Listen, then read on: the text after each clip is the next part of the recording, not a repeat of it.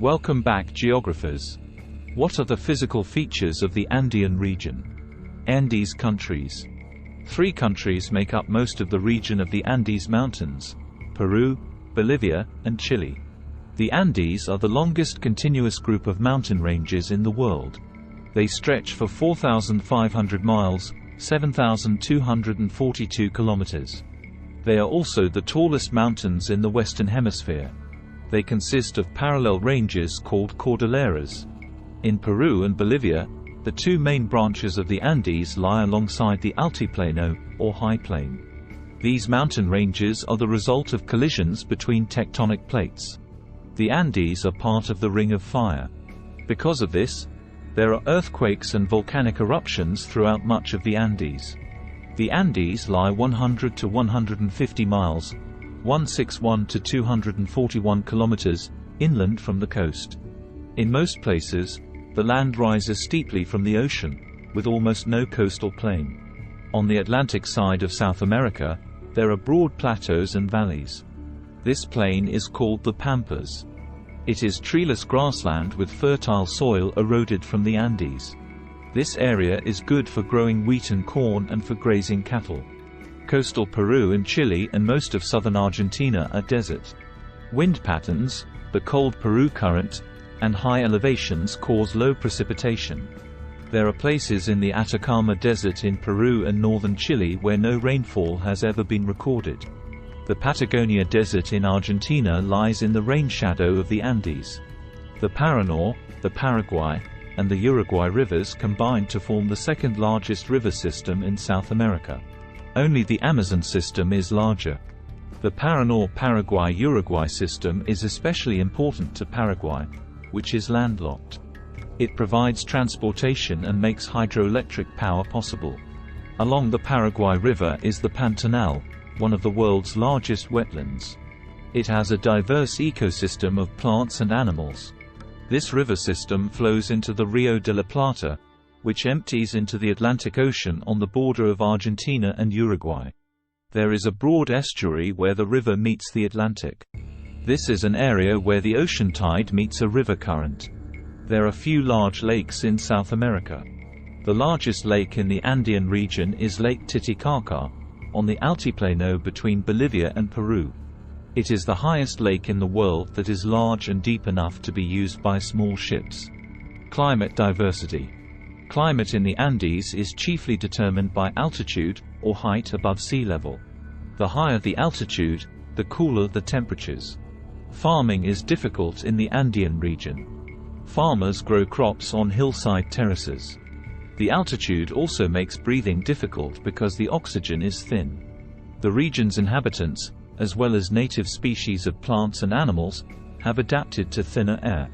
The midlatitude countries of South America have temperate, or moderate, climates.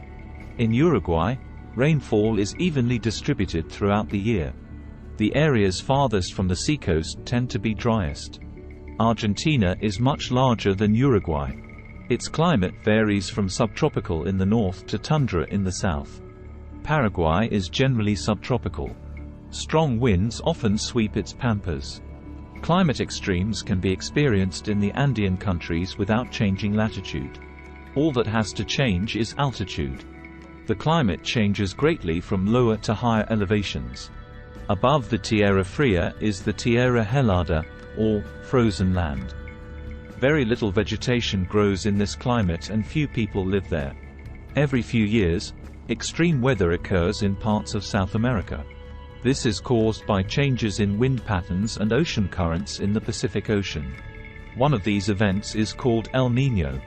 It occurs when cold winds from the east are weak, causing the central Pacific Ocean to grow warmer. Water evaporates, and more clouds form. Some areas receive heavy rains. Floods occur in some places, especially along the coast of Peru. Other areas have below normal rainfall.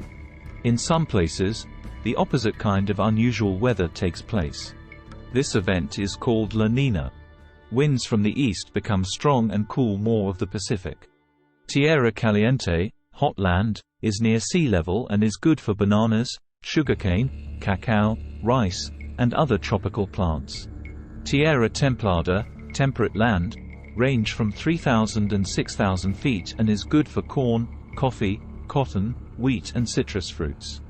Tierra Fria, cold land, range from 6,000 and 10,000 feet and is good for forests, grassy areas, potatoes, barley and wheat. Natural resources. The Andean and mid-latitude countries are rich in natural resources. Energy resources are especially important. Bolivia has the second largest natural gas reserves in South America, as well as large petroleum deposits. In Paraguay, hydroelectric power plants produce most of the country's electricity. The governments want to use these resources to develop and strengthen their economies. The Andes have one of the world's most important mining industries. Chile leads the world in copper exports. Tin production is important to Bolivia's economy. Both Bolivia and Peru have deposits of silver, lead, and zinc. Peru has gold. The region's varied geography and climate support a variety of wildlife, including many species of birds and butterflies. The ability of plants and animals to thrive in the region varies with altitude. A group of mammals called camelids is especially important in this region. Camelids are relatives of camels, but they do not have the typical humps of camels. Two kinds of camelids are the llama and the alpaca. Llamas are the larger of the two. They serve as pack animals and as a source of food, wool, and hides. Llamas live in herds and are tended primarily by the Native Americans of Bolivia, Peru, Ecuador, Argentina, and Chile.